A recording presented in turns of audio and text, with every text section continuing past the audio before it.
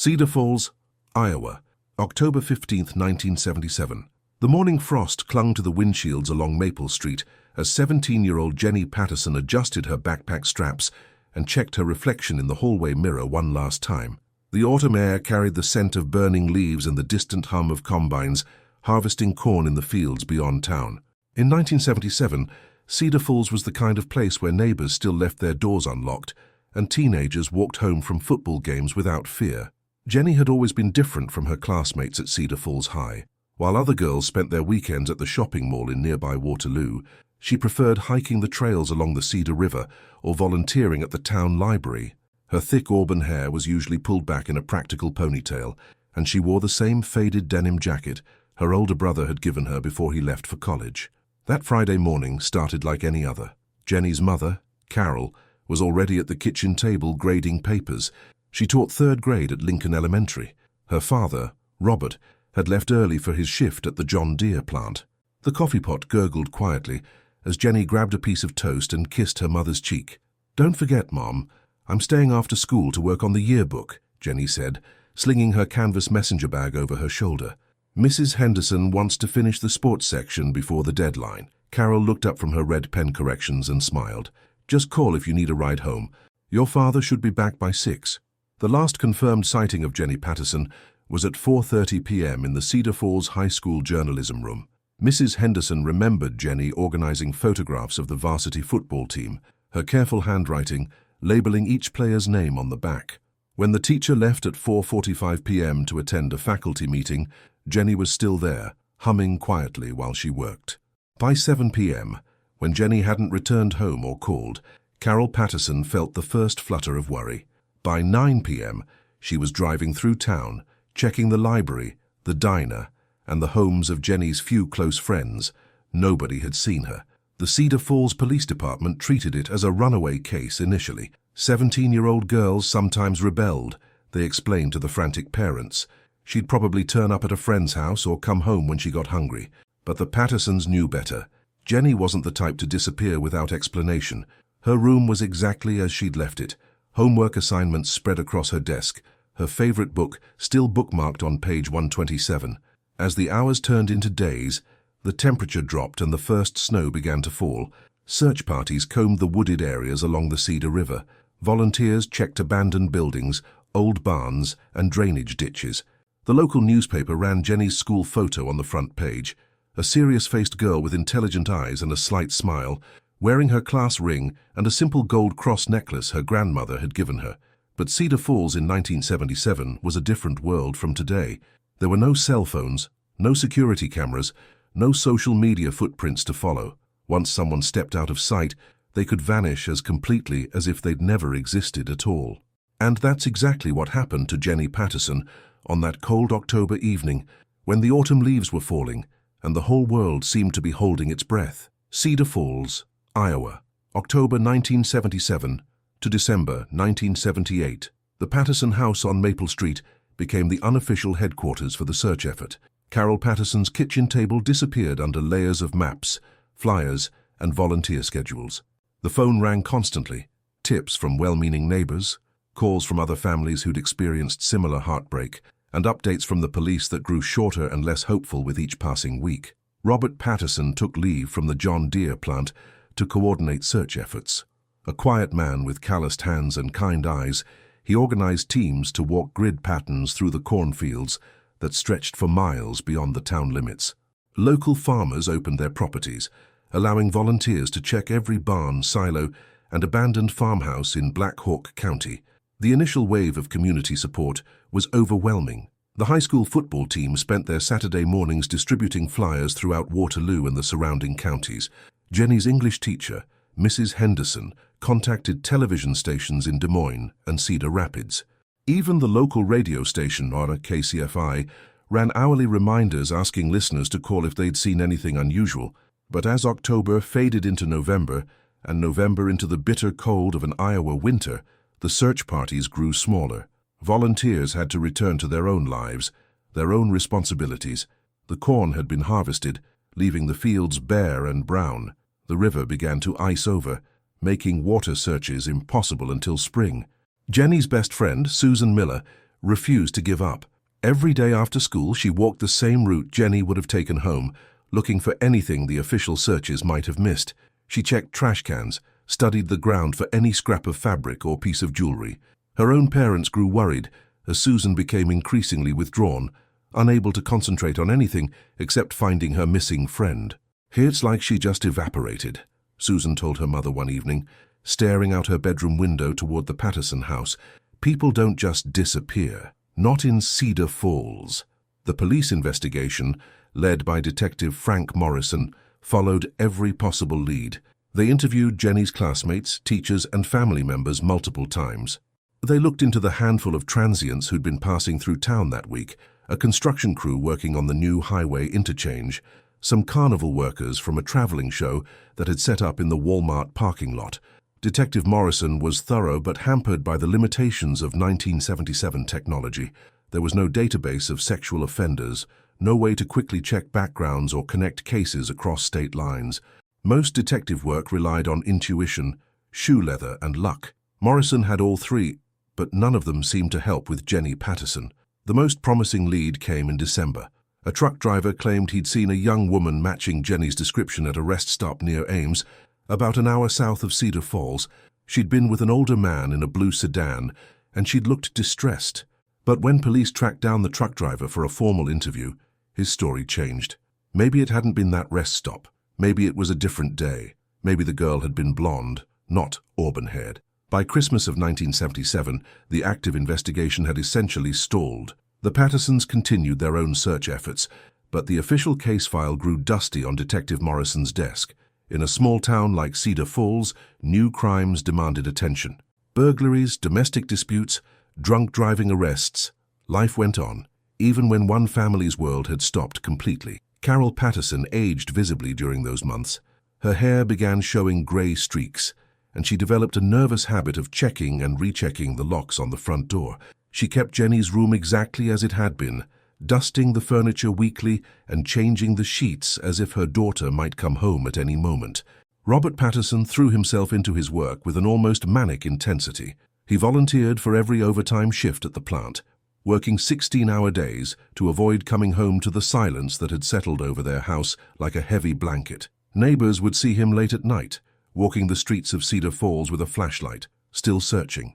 The worst part wasn't the not knowing, though that was terrible enough. The worst part was watching their community slowly forget.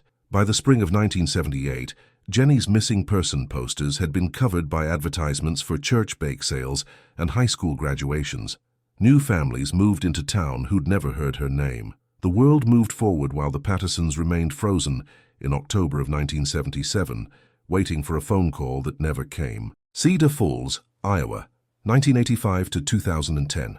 Detective Frank Morrison retired in 1985, but Jenny Patterson's case file followed him home. In a shoebox in his basement, he kept copies of every interview, every photograph, every tip that had come in during those first crucial months. His wife, Eleanor, would find him down there some evenings, reading through the reports by lamplight, still trying to find the detail everyone had missed. The case officially went cold, but it never truly died. Every few years, something would happen to bring Jenny Patterson back into the public consciousness. In 1989, another teenage girl went missing from a town 30 miles away. She was found 3 days later, safe but traumatized, and her story bore no resemblance to Jenny's disappearance. In 1995, construction workers unearthed skeletal remains while building a new shopping center on the outskirts of town. The bones belonged to a Native American woman who died more than a century earlier. Each false lead was like ripping open a healing wound for Carol and Robert Patterson. They'd aged into their 60s, then their 70s, still living in the same house on Maple Street, still keeping Jenny's room ready. Robert developed heart problems from years of stress and overwork. Carol's hands shook when she answered the phone, always hoping for news, always fearing the worst. Susan Miller had grown up and become Susan Chen, moving to Chicago for college and staying there to build a career in journalism, but she never forgot her missing friend. Every October 15th, she called the Cedar Falls Police Department to ask if there were any updates. Every few years, she wrote articles for Chicago newspapers about cold cases, always including a paragraph about Jenny Patterson. The internet changed everything. In the early 2000s, Amateur investigators began creating websites dedicated to cold cases. Jenny's story found new life on forums where people shared theories and analyzed old evidence. Her high school photograph was scanned and posted, accompanied by age progression images showing what she might look like as a middle-aged woman. One of these amateur investigators was Marcus Webb, a retired software engineer from Minneapolis who'd become fascinated with missing persons cases. In 2008, he drove down to Cedar Falls to walk Jenny's route from school to home, taking detailed photographs and GPS coordinates. He interviewed elderly residents who'd lived in the town during the 1970s, recording their memories and creating a digital archive. Marcus's investigation took an interesting turn when he began mapping all the unsolved disappearances in Iowa from 1975 to 1980. Using police databases that had been digitized, he found patterns that the isolated investigations of the 1970s had missed. 3 other young women had vanished under similar circumstances, all from small towns, all in the late afternoon or early evening, all within a 100-mile radius of Cedar Falls. This information reached the desk of Detective Sarah Chen, no relation to Susan, at the Iowa Division of Criminal Investigation in 2010. Detective Chen was part of a new cold case unit that used modern forensic techniques and database analysis to revisit old crimes. She was particularly interested in cases from the 1970s and 1980s, when investigative resources had been limited and DNA testing hadn't existed. When Detective Chen read Jenny Patterson's file, something bothered her immediately. The case had all the hallmarks of an abduction, but the investigation had focused heavily on the possibility that Jenny had run away. In 1977, police departments weren't equipped to handle stranger abductions. They thought in terms of local crimes and local suspects. Detective Chen decided to take a fresh approach. Instead of starting with suspects, she began with the crime scene, or rather, the last place Jenny had been seen. Cedar Falls High School had been renovated several times since 1977, but the basic layout remained the same. The journalism room where Jenny had been working was now a computer lab, but it occupied the same corner of the building. More importantly, Detective Chen realized that the school's basement had never been thoroughly searched. In 1977, the basement was used primarily for storage and building maintenance. It wasn't considered a likely hiding place because it was supposed to be locked and inaccessible to students. But Detective Chen's experience told her that locked doors didn't always stay locked, especially in a small-town school where security wasn't a major concern. On a cold Tuesday morning in November 2010, Detective Chen arrived at Cedar Falls High School with a ground-penetrating radar unit and a team of forensic specialists. Principal Williams, who'd attended the school as a student in the 1980s, led them down to the basement through a maze of boiler rooms and storage areas. The basement was a time capsule. Boxes of old textbooks sat alongside defunct science equipment and broken desks. The concrete floor was painted institutional green, and the walls were lined with utility pipes and electrical conduits. It was exactly the kind of place where something could be hidden for decades without being discovered. Detective Chen's team began a systematic search, using the ground-penetrating radar to look for anomalies beneath the concrete floor. Most of the readings showed normal soil and foundation materials, but in a storage room at the far end of the basement, a room that had been used to store chemicals for the school's darkroom, the radar detected something unusual. Beneath the concrete floor, approximately 4 feet down, was a void. Something that wasn't soil, wasn't foundation material, wasn't part of the building's original construction. Detective Chen marked the spot with orange spray paint and called for an excavation team. Cedar Falls, Iowa, November 2010. The excavation at Cedar Falls High School began on a gray Wednesday morning that felt more like winter than autumn. Detective Sarah Chen had cordoned off the entire basement, and only essential personnel were allowed access. The school principal had quietly moved classes to other parts of the building, telling curious students and teachers that they were checking for water damage. The concrete was thick, nearly 8 inches, and breaking through it required specialized equipment. As the jackhammers chewed through decades-old concrete, Detective Chen couldn't shake the feeling that they were about to uncover more than just a missing person. The location was too specific, too carefully chosen. Someone had planned this. By Thursday afternoon, they'd created a hole roughly 6 feet square. The void that had appeared on the ground-penetrating radar was clearly visible now, a deliberately dug cavity that had been filled with loose soil and debris before the concrete was poured. But it wasn't what Detective Chen had expected to find. instead of human remains. The excavation revealed a metal box. It was about the size of a large toolbox, made of heavy steel that had resisted corrosion despite being buried for over 30 years. The box was secured with a simple padlock that had long since rusted through. When the forensic team carefully lifted it from the ground, they could hear objects shifting inside. Detective Chen insisted on opening the box in a controlled environment at the Iowa Division of Criminal Investigation Laboratory in Ankeny. Carol and Robert Patterson, now in their 80s and both using walkers, were notified that something had been found, but they weren't told what. After 33 years of false hopes and dead ends, Detective Chen wanted to be absolutely certain before raising their expectations again. The laboratory was sterile and bright, a stark contrast to the dusty basement where the box had been buried. Detective Chen's team photographed everything from multiple angles before attempting to open the corroded padlock. When the lid finally came free, the contents took everyone's breath away. On top was a Cedar Falls High School yearbook from 1977. Beneath that, a stack of photographs, not professional shots, but candid pictures that appeared to have been taken without the subject's knowledge. Young women walking alone, getting into cars, leaving buildings. All of them matched a type, slender, dark-haired, between the ages of 16 and 20. At the bottom of the box, wrapped in a piece of oilcloth that had protected it from moisture, was Jenny Patterson's student ID card. Her school photograph stared up at them, but the plastic card had been deliberately damaged. Someone had used a knife or razor blade to scratch deep gouges across her face in the picture. But the most chilling discovery was a small spiral notebook filled with handwritten entries. The handwriting was neat and methodical, more like a ledger than a diary. Each entry was dated and contained detailed observations about specific young women, their routines, their schedules, their habits. The final entry was dated October 15, 1977, and it was about Jenny Patterson. Subject leaves school approximately 4:30 p.m. on Fridays. Usually walks home alone via Maple Street route. Mother works late on Fridays grading papers. Father doesn't return from plant until after 6 p.m. Window of opportunity, 4:36 p.m. Detective Chen felt a chill that had nothing to do with the air conditioning. This wasn't a crime of opportunity. Someone had been watching Jenny, studying her, planning. The box represented months or possibly years of preparation. The handwriting analysis would take weeks, but Detective Chen had a more immediate concern.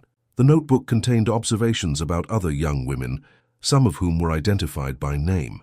If this predator had continued his activities after Jenny's disappearance, there might be other victims, other families who'd been living with the same terrible uncertainty as the Pattersons. The forensic team carefully processed every item in the box, looking for fingerprints, DNA, any trace evidence that might lead them to a suspect. The photographs were particularly disturbing. They showed a level of surveillance that went far beyond casual interest. Someone had been following these women, learning their routines, documenting their vulnerabilities. But Detective Chen knew that finding the box was only the beginning. The real challenge would be connecting this evidence to a specific person.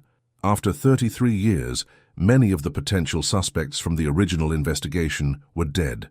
Others had moved away, changed their names, or simply disappeared into the vast anonymity of American life. However, the discovery of the box did confirm one crucial fact.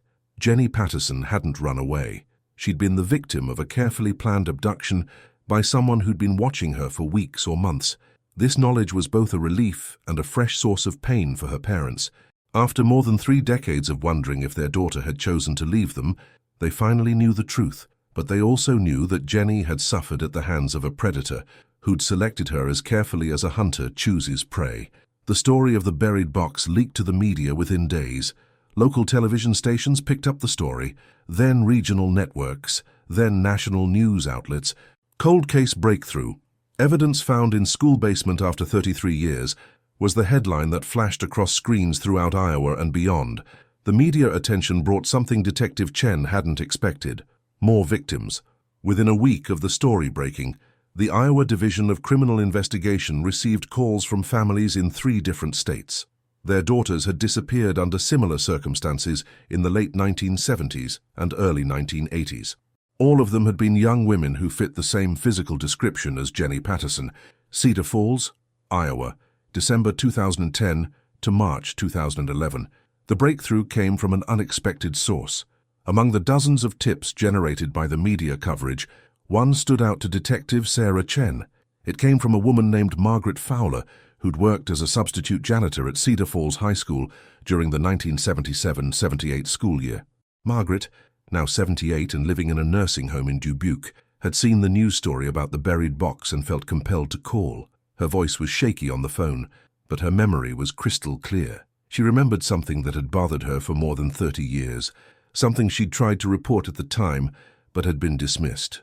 There was a man who shouldn't have been in that basement, Margaret told Detective Chen during their interview at the Sunset Manor nursing home. I was working late one evening in November, maybe 3 weeks after that girl went missing. I heard noises coming from the storage room where you found that box. Margaret's arthritic hands trembled as she described finding Thomas Hartley, the school's head custodian, mixing concrete in the basement storage room at 11 p.m. on a school night. When she'd asked what he was doing, Hartley had claimed there was a water leak that needed to be patched. But Margaret had worked in maintenance long enough to know the difference between emergency repairs and planned construction. That concrete was fresh mixed, and he had a lot of it, she recalled, more than you'd need for fixing a pipe, and he got real angry when I asked about it, told me to mind my own business and not come back to that part of the basement. Thomas Hartley had worked at Cedar Falls High School for 6 years, from 1975 to 1981. He'd been interviewed briefly during the original investigation, along with all other school employees, but hadn't been considered a serious suspect. A quiet man in his mid-30s, he'd seemed helpful and concerned about Jenny's disappearance. He'd even volunteered to help with the initial searches. Detective Chen pulled Hartley's employment records and began building a timeline. He'd been hired in August 1975, about 2 years before Jenny's disappearance. According to his supervisor, he was reliable but kept to himself. He had access to all areas of the school building, including keys to rooms that were supposed to be locked to students. Most significantly, Thomas Hartley had left Cedar Falls abruptly in June 1981, claiming he'd found a better job in Colorado. He'd given only 2 weeks' notice and had left no forwarding address. For a man who'd lived in the same apartment for 6 years and had seemed settled in the community, it was an unusually sudden departure. Finding Thomas Hartley 30 years later required Detective Chen to use every resource available to modern law enforcement. She started with Social Security records, driver's license databases, and employment history. The trail led from Iowa to Colorado, then to New Mexico, Arizona, and finally to California. In 1995, Thomas Hartley had been arrested in Sacramento on charges of stalking a young woman who worked at a local college. The charges had been dropped when the woman declined to testify, but the arrest report described behavior that was chillingly familiar: surveillance, photographing the victim without her knowledge, and detailed documentation of her daily routines. Detective Chen contacted the Sacramento Police Department and requested all available records on Thomas Hartley. What she found confirmed her worst fears. Hartley had been investigated in connection with 3 missing persons cases in California between 1985 and 2003. None of the investigations had resulted in charges, but the pattern was unmistakable. The California authorities provided Detective Chen with Hartley's last known address, a small apartment complex in Riverside, about 60 miles east of Los Angeles. Local police confirmed that he was still living there, now 68 years old and working part-time as a maintenance supervisor for a property management company. The arrest was carefully planned. Detective Chen flew to California and worked with the Riverside Police Department to take Hartley into custody. They had a warrant based on the evidence found in the buried box, specifically Jenny Patterson's student ID and the notebook containing surveillance notes in his handwriting. Thomas Hartley was arrested on a Tuesday morning as he arrived for work. Security cameras at the apartment complex captured the moment when he saw the police cars waiting for him. For just an instant, his carefully maintained facade cracked, and Detective Chen saw something she'd seen in other predators: relief. Relief that the secret he'd been carrying for 33 years was finally exposed. During the initial interview, Hartley said nothing. He sat in the interrogation room with his hands folded, staring at the table, occasionally glancing at his reflection in the one-way mirror. He'd aged into a thin, nondescript man with graying hair and wire-rimmed glasses.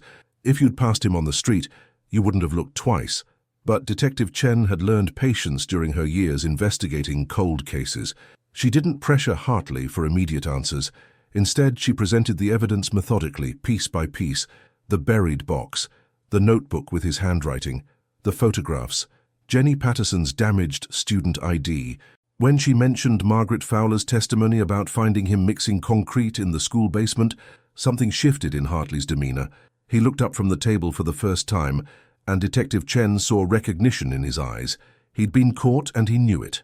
The confession, when it finally came, was delivered in the same methodical tone that characterized the notebook entries. Hartley spoke quietly, without emotion, as if he were describing something that had happened to someone else. He'd been watching Jenny Patterson for 2 months before he acted. He'd learned her schedule, her routines, her vulnerabilities.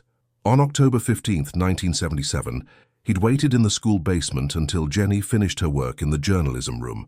When she'd walked past the basement door, he'd called out to her, claiming there was a water leak that needed to be reported to the office.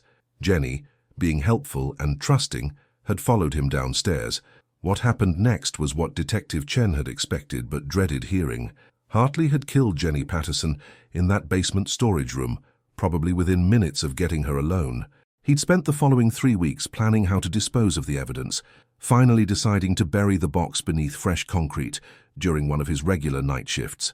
As for Jenny's body, Hartley led investigators to a wooded area 20 miles north of Cedar Falls, where he'd buried her remains beneath a stand of oak trees.